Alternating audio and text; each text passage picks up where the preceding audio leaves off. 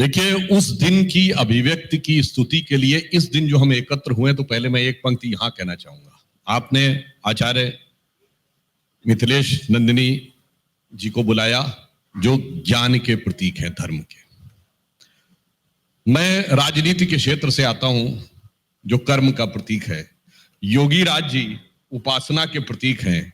यदि ज्ञान, कर्म और उपासना तीनों राम की स्तुति के लिए एकत्र हों, तो भारतीय संस्कृति का अमर उजाला प्रस्फुटित होने का समय आ गया है, इसमें कोई संदेह नहीं होना चाहिए। अब मैं यह बताना चाहता हूं कि आपने उस दिन की बात कही, तो जैसा भी आचार्य जी ने इतना सुंदर विश्लेषण भी किया, हम जन सामान्य में समझें कि राम है क्या।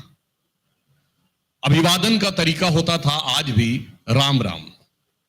कष्ट हो जाए तो हे राम, कुछ समस्या हो जाए तो हाय राम, मृत्यु हो जाए तो राम नाम सत्य, अगर अचूक है तो राम बाण, भरोसा है तो राम भरोसे, और राजनीति में है तो आया राम गया राम। और इतना ही नहीं, अगर आपको दो भाई दिखे, दो मित्र दिखे, तो कहते हैं राम लक्ष्मण की जोड़ी। शादी में जाइए, दो दंपति दिखे तो कहते हैं राम सीता की जोड़ी। तो मुझे लगता है राम जिस तरीके से भारत के जन जन में व्याप्त हैं, इसे समझने के लिए जब हम लोग बच्चे थे राम मंदिर आंदोलन के समय, तो आपको वो जो प्रसिद्ध गीत था, उसकी पंक्ति ध्यान आती है मुझे कि जन जन के मन में राम रमे और प्राण प्राण में सीता है, हर हृदय की धड़कन रामायण पग पग पर बनी पुनीता है। यदि राम नहीं है श्वासों में, तो प्राणों का घट रीता है। तो नरनाहर श्री पुरुषोत्तम का हम मंदिर भव्य बनाएंगे, सौगंध राम की खाते हैं, मंदिर वही बनाए। तो उस 22 जनवरी को वो सौगंध पूर्ण हुई थी, तो एक अद्भुत आनंद था, मगर उसके पीछे एक रहस्य भी था। अब इसे कोई माने या ना माने, देखिए साहब, ये मैं पहले भी बोल चुका हूं, जिस दिन श्री राम जन्मभूमि का शिलान्यास हुआ था 9 नवंबर 1989, उस दिन देवोत्थानी एकादशी थी। जिस दिन पहली वाली कार सेवा, जिसमें परिंदा पर नहीं मार पाएगा, 30 अक्टूबर 1990, उस दिन भी देवोत्थानी एकादशी थी। अब इसे दैव योग मानिए या संयोग मानिए, 9 नवंबर 2019, देखिए 9 नवंबर 1989, 9 नवंबर 2019, 30 साल के बाद सुप्रीम कोर्ट का जजमेंट आया, 8 और 9 नवंबर को भी देवोत्थानी एकादशी थी। अब आप आइए, तो 22 जनवरी को सर्वार्थ सिद्ध योग था, अमृत योग था, द्विपुष्कर योग था, वृश्चिक का नवमांश था। इतने सुंदर योग जब एक साथ एकत्र हुए थे, और वो भी एक संयोग। देखिए, बहुत से लोग कहते हैं, मैं भी बताना चाहता हूं, जब शिलान्यास हुआ था 9 नवंबर 1989 को, तो पहली ईंट जिन्होंने रखी थी वो बिहार के कामेश्वर चौपाल थे, जिन्हें हम किसी को ऊंचा नीचा नहीं मानते, जिनको तथा कथित निचली जाति का माना जाता था। और आप संयोग देखिए कि जब श्री राम जन्मभूमि का जजमेंट आया, तो हमारे राष्ट्रपति कौन थे?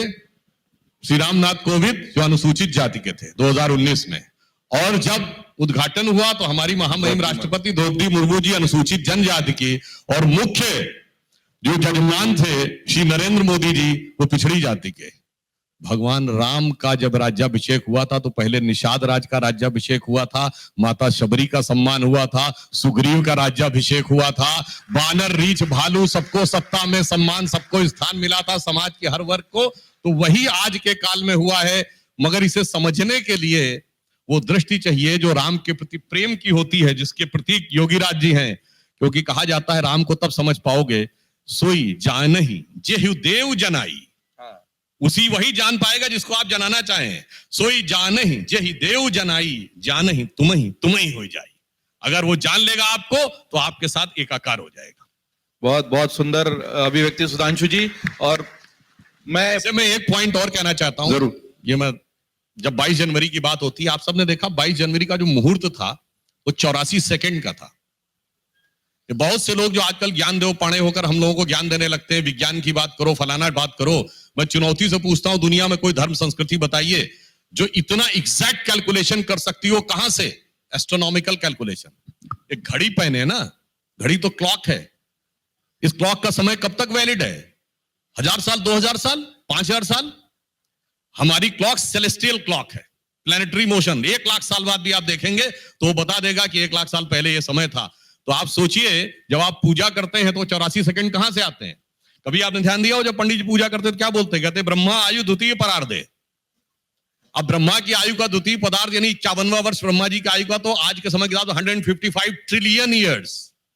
अच्छा, यहां एक और बात बता दूं, जब 155 ट्रिलियन ईयर्स कहेंगे तो कुछ आएंगे वैज्ञानिक जो कहेंगे नहीं साहब, बिग बैंग थ्योरी के अनुसार तो 14 बिलियन ईयर्स पहले ही यूनिवर्स आया था। तो उनसे कहिए जेम्स वेब टेलीस्कोप ने जो भी लेटेस्ट फाइंडिंग की है उसमें बहुत सी गैलेक्सीज 14 बिलियन से ऊपर की निकल आई हैं। तो now that theory is debatable. अब 155 ट्रिलियन ईयर्स के बाद आपका क्या कहते हैं? ब्रह्मा आयु द्वितीय परार्धे श्वेत वाराह कल्पे 101.97 बिलियन ईयर्स, वैवस्वत मन्वंतरे, कलयुगे, प्रथम चरणे, बुद्धावतारे, फिर आप आते हैं वर्ष पे अमुक नाम संवत्सर, फिर दक्षिणायन या उत्तरायण सूर्य यानी 2 हाफ ऑफ द ईयर्स उत्तरायण सूर्य में हुआ था। फिर आप कहते हैं अमुक नाम मास, उसके 2 भाग, शुक्ल पक्ष कृष्ण पक्ष।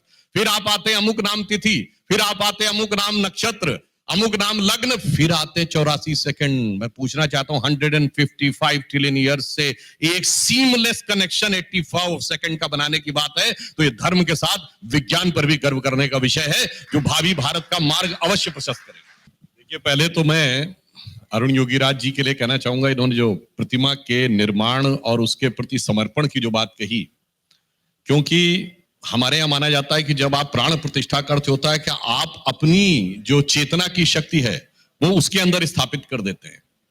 तो मैं इनके लिए एक पंक्ति कहना चाहूंगा कि प्रतिमा में सजीवता सी, प्रतिमा में सजीवता थी, बस गई सुछवी आंखों में, वो एक लकीर हृदय पर जो अलग रही लाखों में। अब जो आपने राष्ट्र के निर्माण और राम मंदिर की बात कही, तो मैं बताना चाहता हूं राम मंदिर कोई इमारत नहीं थी जिसे सिर्फ बनकर खड़ा होना था। यह भारत के विकास की कालजयी यात्रा थी, जिसे हर क्रम के अनुसार आगे बढ़ना था। राम मंदिर के जिस जिस चरण में आगे बढ़ा राम मंदिर का विषय, उसी चरण में भारत आगे बढ़ा। और भगवान राम के निर्माण की जो कहते हैं ना तारीख नहीं बताएंगे, वो तारीख कोई डेट नहीं थी, वो भी एक काल चक्र की गति थी। मैं एग्जांपल देना चाहता हूं, जिन्होंने श्री राम जन्मभूमि के केस को स्टडी किया होगा लीगली, तो जो फर्स्ट एफआईआर लॉन्च्ड है, क्योंकि जब लखनऊ पे कैप्चर हो गया ब्रिटिशर्स का, तो 1857 के बाद के तो बिल्कुल पूरे रिकॉर्ड्स अवेलेबल है। हाँ, पहले एक मजेदार बात बता दूं आपको, जो मुगलों के जमाने के रिकॉर्ड और ब्रिटिशर्स के जमाने के रिकॉर्ड हैं, उनमें चांस की बात है, ना दीमक ने खाया ना डिस्ट्रॉय हुए। जब अदालत ने मांगा तो सब मौजूद थे, तमाम रिकॉर्ड्स डिस्ट्रॉय हो गए थे।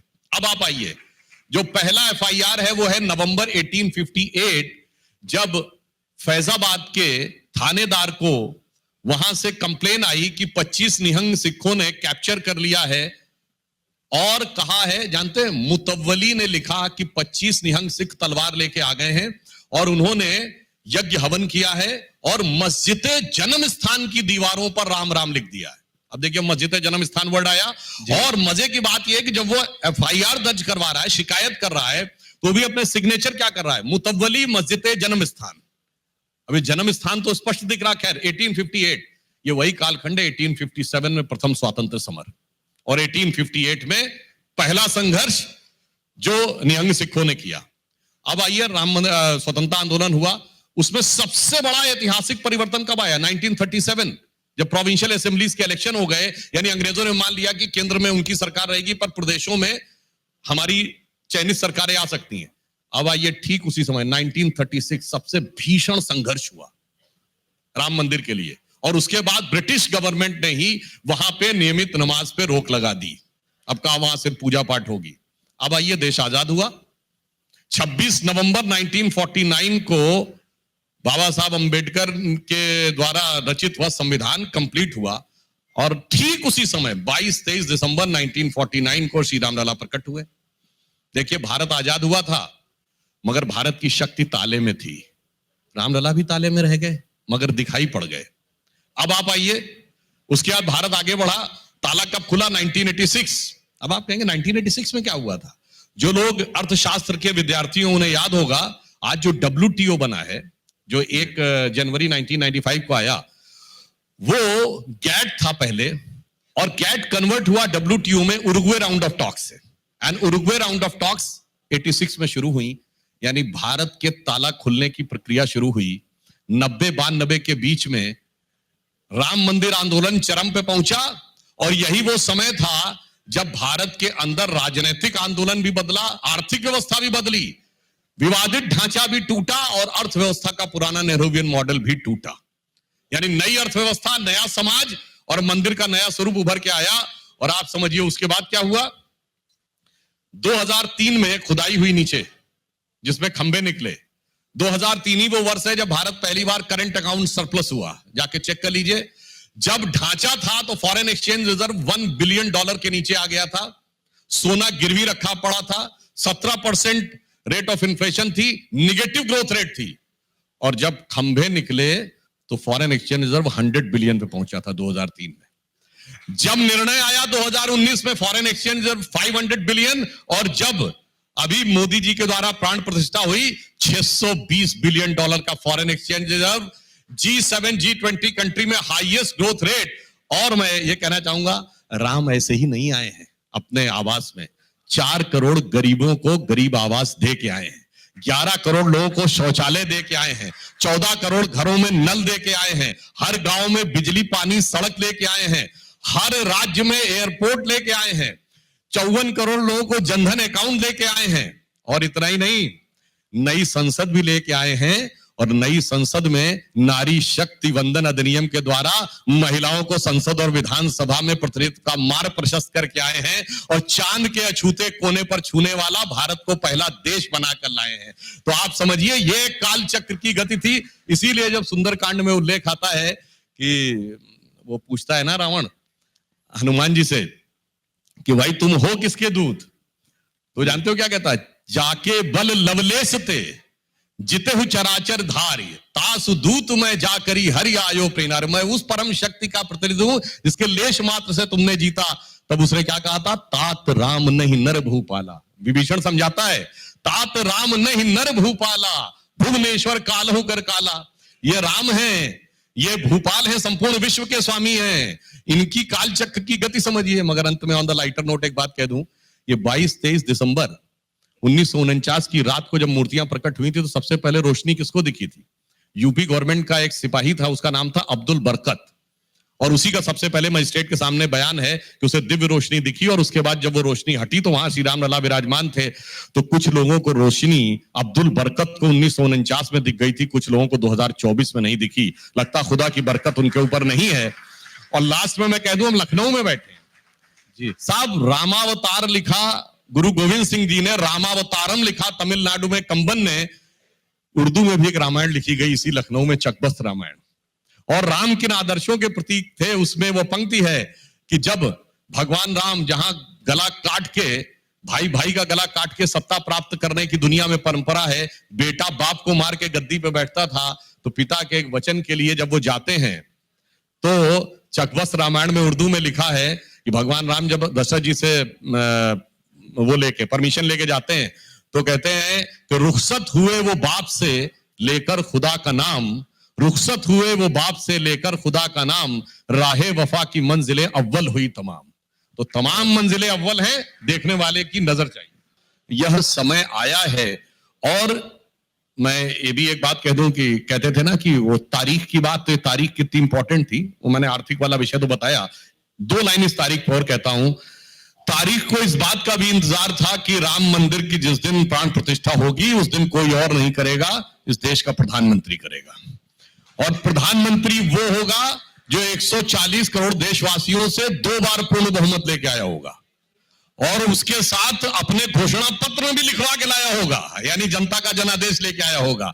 और ऐसा भी होगा जो 11 दिन तपस्या करके भी आया होगा और दक्षिण भारत से जाकर सारे तीर्थियों के साथ, वो जिसे कहते हैं ना सब पर राम तपस्वी राजा, तिनके काज सकल तुम साजा।